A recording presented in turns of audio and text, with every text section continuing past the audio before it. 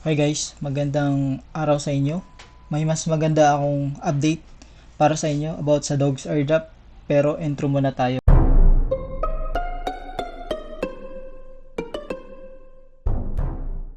So yun na nga guys, ang Dogs token ay malilist na sa Binance Launch Pool. Yes guys, totoo po ito.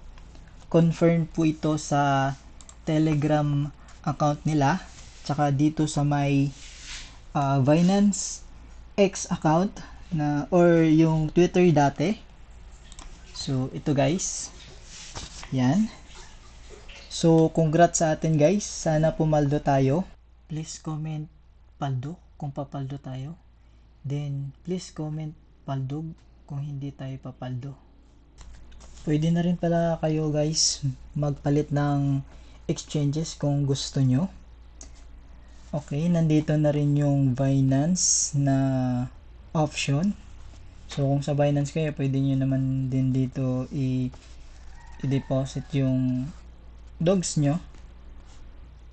Sa mga hindi pa pala nakapag-claim dyan, may tutorial tayo.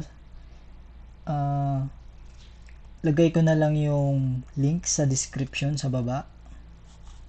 Huwag nyo rin palang kalimutan guys na mag-participate sa mga campaign ng mga exchanges sa pag-deposit nyo ng dogs sa kanila.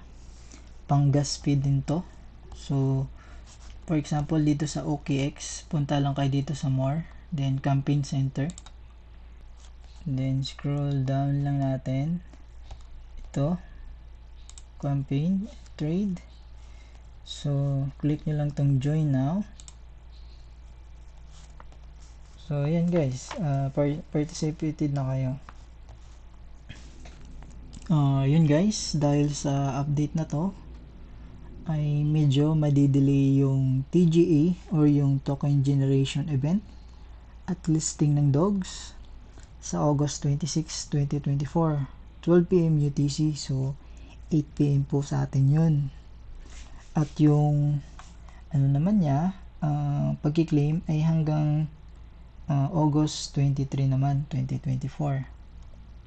So ito yung 4 PM UTC, 12 AM naman sa atin yun, Philippine time.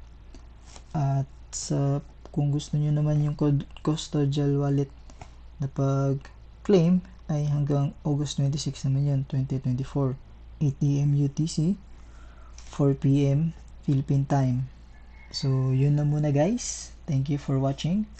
Please don't forget to subscribe and bye bye.